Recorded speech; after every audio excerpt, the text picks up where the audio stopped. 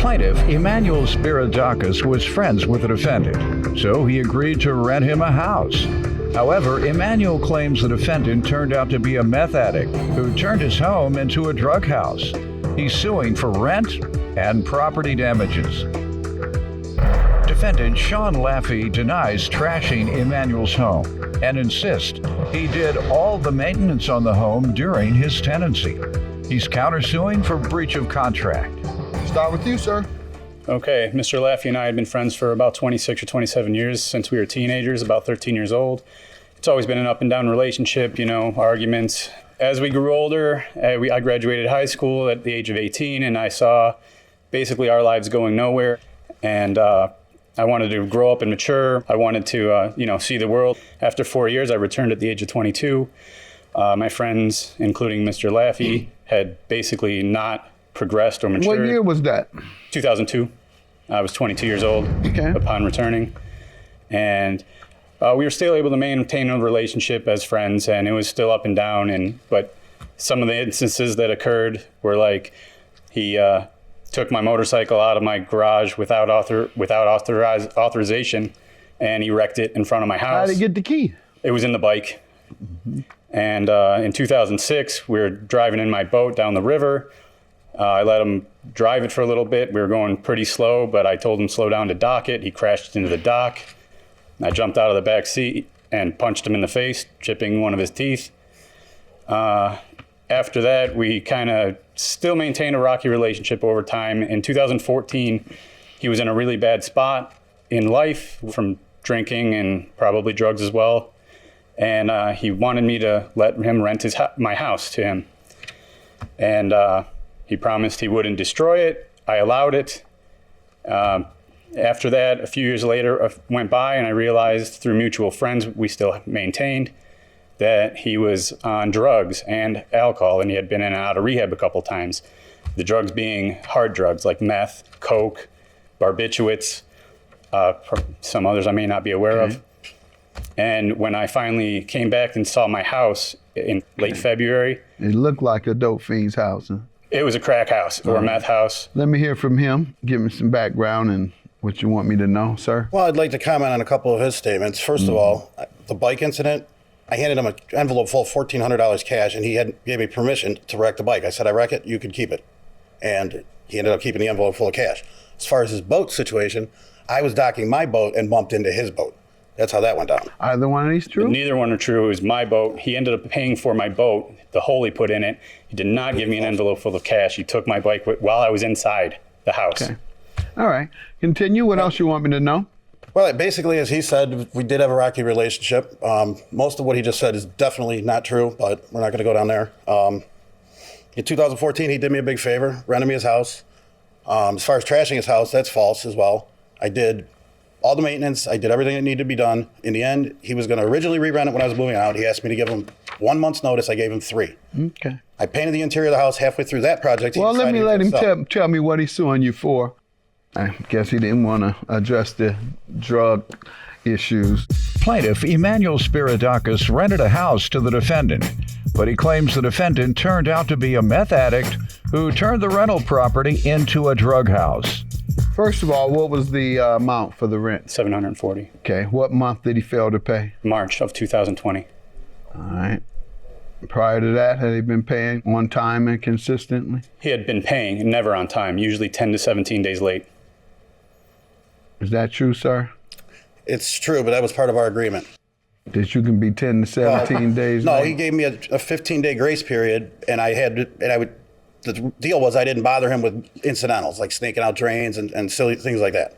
Okay, so in exchange for you letting me pay you 2 weeks late, I'll fix all the little things? Is that what you're saying? Small incidental things, yes. That was the agreement? You all discussed it? Verbal agreement, yes, sir.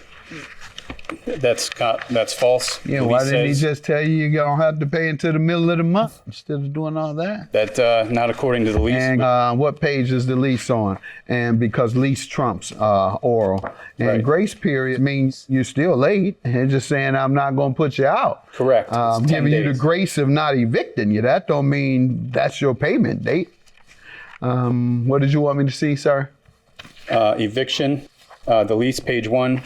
Number 4, 10th of the month is the grace period.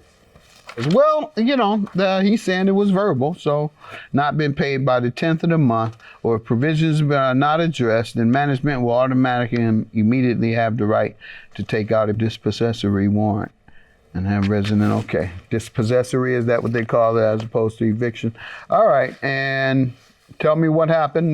You're saying he was late all the time. In this instance, he owed for March. And what else are you suing him for?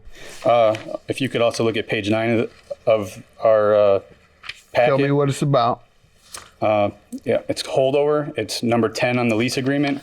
Resident shall deliver possession of residence in good order and repair back to. So what management. Was it when you went and you all had to walk through? Did you have a walkthrough? I had to go through by myself because he abandoned the property. When? In March of 2000, around the 20th of March. I kept going every day. He was never there. He wouldn't respond to my calls or texts. All right, and his items were there still? Mostly trash, which I had texted him. If you wanted to look at. And what would he say? Let me get to him while you're looking. He says, sir, that you moved out mid-March without notice. What do you say? Him and I went back and forth about March because I was working on the house, getting things done. I finally gave him the money to shut him up. I didn't think that I should have to pay him. How much? I was working on $740?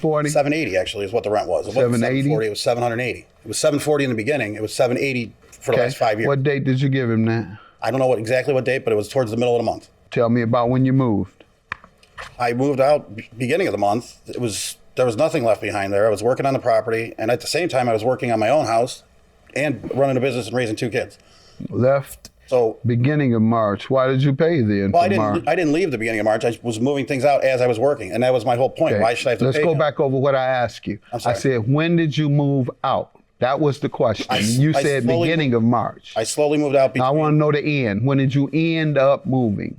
Probably by the 7th or the 8th of the month. And what do you have that indicates that wasn't the case? I have on page 2 these text messages, which is dated the 28th of March.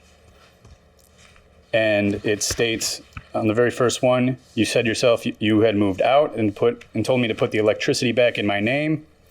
The issue here is, did he move the first week or the third week, right? Yes. All right, so read which makes that issue clear. It's not exactly clear in this. Okay, that's what I'm saying. You got me reading something that has absolutely nothing to do with what you told me it had to do with. What property damage, and how can you prove that? Multiple photos of obviously condition that no house should be put in. When did you discover them? I discovered them late February, early March. So when you went there, you saw many things in disrepair. You have pictures here? Yes, pages. All right. What pages? Pages 12, 13, 14. Okay, and when you mentioned these things to him, what did he say? Or have you had opportunity to? Because it sounds like you said you weren't able to locate him. No, at first, when I saw the house initially, we were together while the house was in this condition. And he said, oh, it's only going to be 2 days and I'll have it all back together. Sir, did this good happen? As new. No, it did not. Okay. Plaintiff Emmanuel Spiridakis rented a house to the defendant, but he claims the defendant turned out to be a meth addict who turned the rental property into a drug house. He shows me pictures of pipes in the house, crystal meth pipes. Know anything about it? We have a mutual friend that's in prison for that. He was at my house quite often. Didn't know what he was doing. Somebody at your house quite often smoking crystal meth. No, I wasn't too. I didn't know about that. What'd you say, sir? I didn't know about the severity of his condition. So. What do you mean? You know when somebody's smoking crystal meth in your house, your credibility is gone. Well, here's the thing. All right. He would just come and go as he pleased. Pardon? He would just come and go as he pleased. I would come home and he would be there. It wasn't like I invited him. Oh, he had a key? No. But he would be in the Well, how garage. would he just be there? Because he would go in the garage or he'd be sitting in his truck. And he would break in your house and smoke crystal meth regularly. To my knowledge, Your Honor, no. No what? How would he get in? A lot of times I didn't lock the doors. That's called break-in. You don't have to break anything. Well, he's in prison So what now, you want me to believe is you had a dope fiend breaking into your house regularly, smoking with pipes and leaving them there, and you did nothing. Well, I didn't know it was there. You don't know that they're there. You even said you knew what he was coming there doing because he only did it when you weren't there. All right, sir. With regard to the damaged property, he says he's aware of it, and it was like this when you came by. And so you have a list of the things you're asking for regarding your property? Yes, sir. What page is that on? It is on page 1. All right, page 1. All right. Living room, dining room. I'm looking at the pictures as well. Yes. And he says his friend came in a lot, the dope fiend. Right. Your breach of contract, what's that for, sir? We had a verbal agreement dating back to probably the middle of January when I told him that I was moving out. I told him, I'll get the place ready to sell for you. I'm going to slowly move out, which is what I did. I took a truckload of stuff to my new house at the time, slowly moved out. This was all set in stone between he and I. I mean, I did what I did to that house as far as fixing it up because he was my friend. He always claimed that he was broke. Was there an agreement? Pardon me? Was there an agreement? Yes, there was. What was the agreement? The agreement was do whatever you want, get the house ready to sell, and when I sell it, I'll give you some money. They say how much?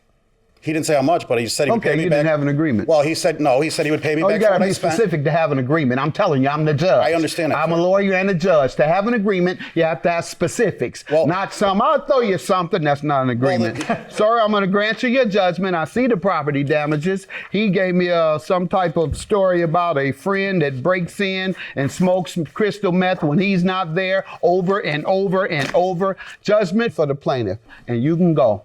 Yours is dismissed. He's completely full of crap. But Dude, you destroyed all my stuff. You know what? I got pictures. I got pictures right here. I got pictures here, man. And you know that you and I had an agreement. You just sat there and lied to that man. Yeah, Through your teeth. Look at your pictures. Okay, I'll look at my pictures. They're the same as ones as yours that can back up everything you're saying.